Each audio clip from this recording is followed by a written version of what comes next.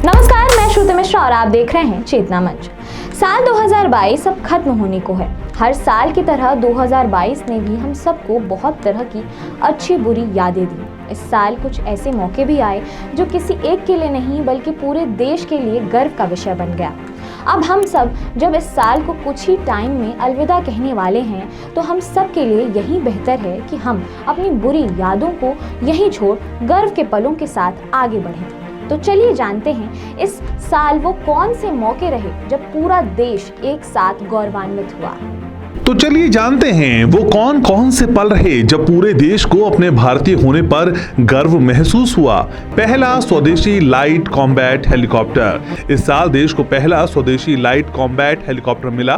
सुरक्षा कैबिनेट ने इसी साल मार्च में 15 स्वदेशी अटैक लाइट कॉम्बैट हेलीकॉप्टर को खरीदने की मंजूरी दी थी।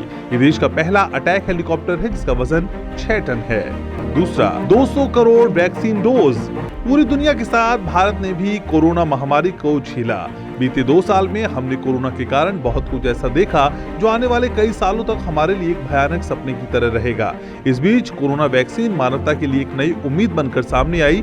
इसी साल 17 जुलाई 2022 को भारत ने वैक्सीन डोज की 200 करोड़ की संख्या पार कर एक नया इतिहास रच दिया। तीसरा, सड़क बनाकर भारत ने बनाया वर्ल्ड रिकॉर्ड। इस साल भारतीय राष्ट्रीय राजमार्ग प्राधिकरण ने एक वर्ल्ड रिकॉर्ड बनाया। इस रिकॉर्ड के साथ NHAI ने गिनीज वर्ल्ड रिकॉर्ड में अपनी जगह बना ली थी।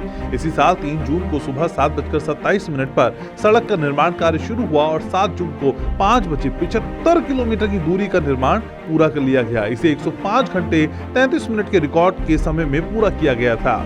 चौथा पल, कोलकाता की दुर्गा पूजा को मिला हेरिटेज का दर्जा। इस साल यूनेस्को ने कोलकाता की दुर्गा पूजा को मानवता की अमूर्त सांस्कृतिक विरासत की लिस्ट में शामिल किया। पीएम नरेंद्र मोदी ने कोलकाता की दुर्गा पूजा उत्सव को विरासत का दर्जा देने के यूनेस्को के फैसले पर हर भारतीय के लिए बहुत गर्व और खुशी की बात बताया था। पांचवा, भारत लौटे 8 चीते। 17 सितंबर को मध्य प्रदेश के कूनो पालपुर राष्ट्रीय उद्यान में नाबियाई से लाए गए 8 चीतों को छोड़ दिया गया। इनमें 4 नर और 4 मादा शामिल थे। ये सब एक खास प्रोजेक्ट के तहत किया गया। इसी के साथ 70 साल बाद भारत के जंगलों में चीतों की वापसी हुई। छठा गौरवान्वित पल, भारत को मिली G20 समिट की अध्यक्षता। कुछ ही टाइम पहले इंडोनेशिया ने भारत को G20 की अध्यक्षता सौंपी है।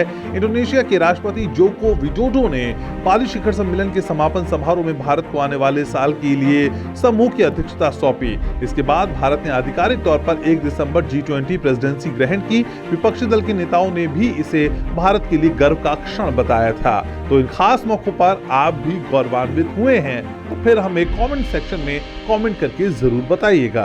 ब्यूरो रिपोर्ट, चेतना मंच।